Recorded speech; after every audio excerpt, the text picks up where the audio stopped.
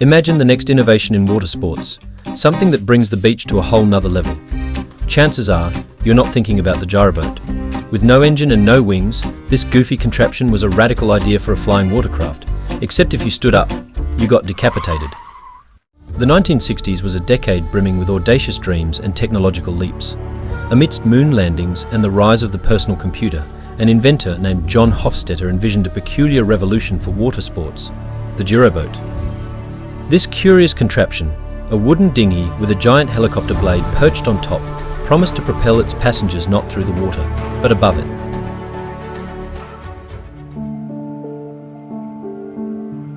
The idea was that the boat would be towed behind another boat at high speeds, with the wind resistance causing the rotor to spin and lift the Giroboat into the air.